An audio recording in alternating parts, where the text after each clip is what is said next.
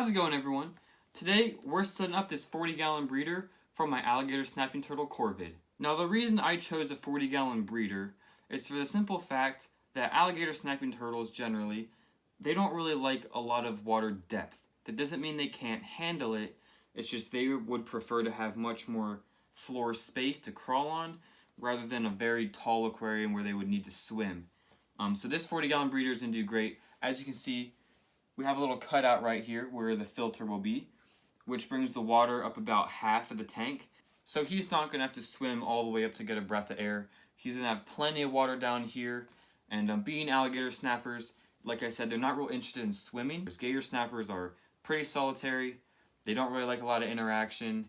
And as long as you give them an environment in which they can hide and feel comfortable with, obviously, fish in it, they're going to do just fine. So this tank should be a good one. I'm really excited to set it up, and let's get started. Alright, so the first thing we're going to install is going to be the filter. The reason why I got the filter so big is because, alligator snappers, they produce a decent amount of waste, and there's always fish and stuff in his enclosure, so that also adds to the bio load.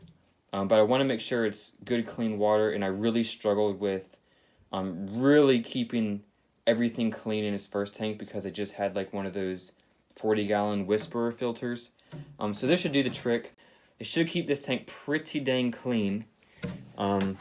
So go ahead and put this in there, and this thing's already fallen out. What these do, if I'm correct, it does, I believe, two things. One, it like polishes the water to help it get that nice clear, crisp look. And I think it also grows beneficial bacteria, which helps break down a lot of the waste. So there's that. And then slapping this bad boy on there. Filter installed. Now, something I'm going to do with this tank is on the floor here, there's going to be sand in it, but I need to do something to block the sand getting in here. So that's going to be something I need to figure out, which, I always figure these things out. So we're going to go ahead and actually start decorating. Okay, so what I believe I'm going to do here is I have some bricks from a previous setup.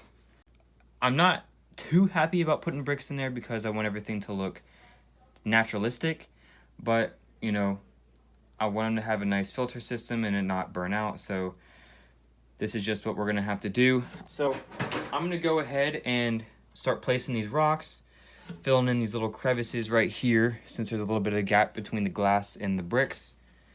Place some rocks, put the gravel in on that side, and then I'll start doing the sand side.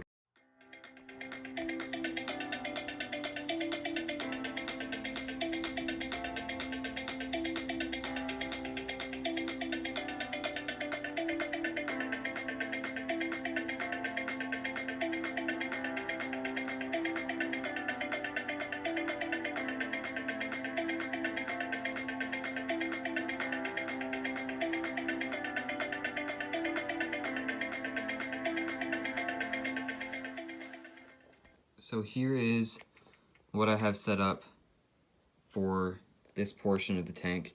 I have these bigger stones angled up, hoping to kind of block a lot of that current. I know that this rock here should do the trick. This one I think needs to be a little taller, but we'll cross that bridge when we get there. And then we've got the bricks and the rocks to divide the sand. I think it should look pretty good. I did my best covering the pebbles with these bigger rocks. I'm gonna have to get some more. I don't think he's going to go over and be like, hey, I'm going to eat a pebble today. I don't think that's going to happen. Some turtles do that. I don't see it happening with this guy. But you never know, so I just have some bigger pieces of flint here that I've been placing in there.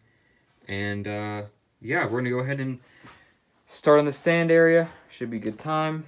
Got some driftwood and everything. It's going to be awesome, so stay tuned.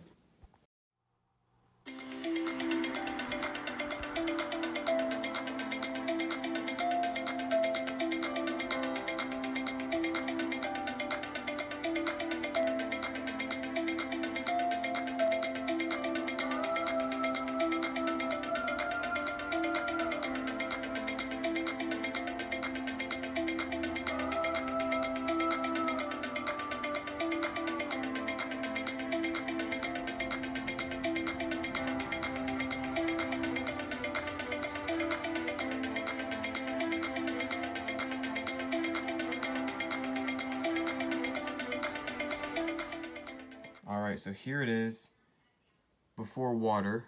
Water's going in next. I wanted to make sure that he had lots of places where he can really get away and hide. And I know with gator snappers, they like to go underneath of logs. So underneath this here, it's a good bit of space where he can actually, if he were to bury in the sand, he can get under this piece of driftwood. And obviously he has all of this where he can go under. This is a little cave that he can go in. And I actually want to get some like construction paper and tape behind there so it's totally dark, so you can really feel nice and secure. Not sure if this log is staying there, but I really liked how it looked there, and it raises it up a little bit to block a lot of the current that goes or comes from the filter. Then obviously we got the heater right here to keep that water temp just bumped up a little bit warmer for him since he's an alligator snapper. So we're gonna go ahead and put some water in, and we're gonna go from there.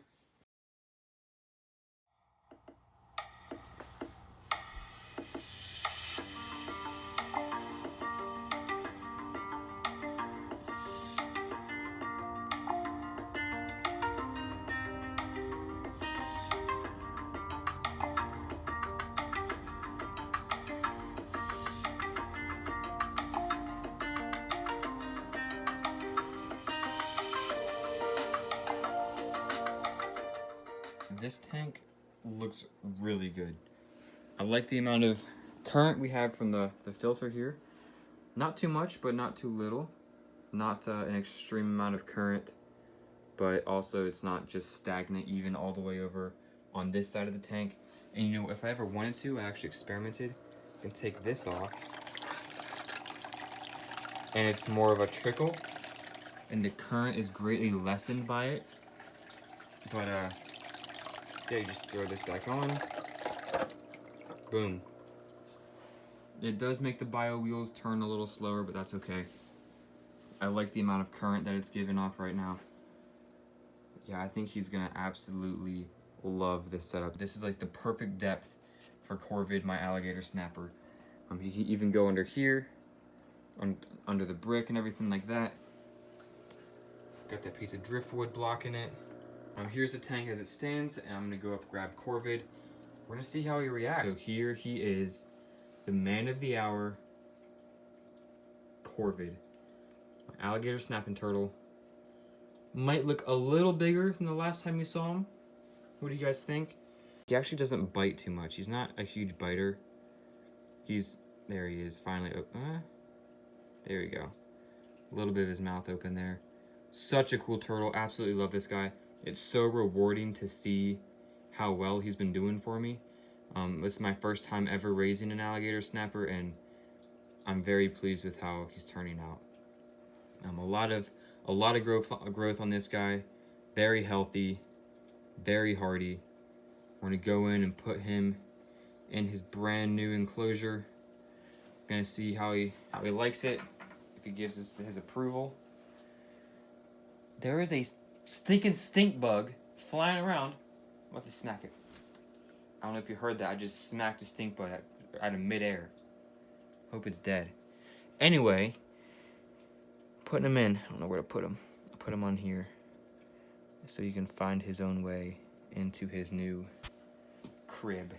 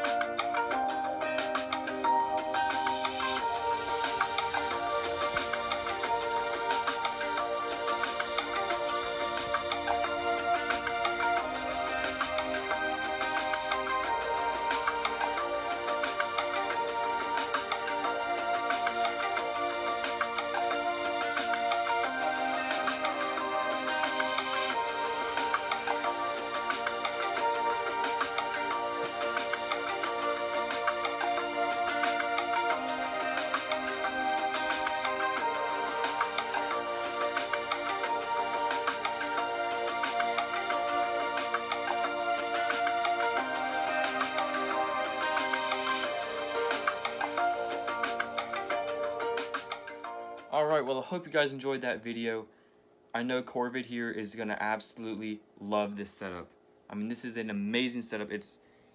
man, he's gonna love it. It's so much better than the very first setup that he was in. I'll put a link in the description below of that original enclosure and how I had it designed. It wasn't bad, but I definitely like this much better. But thank you guys so much for watching. I hope you have a great rest of your day. If you made it this far in the video, let's see.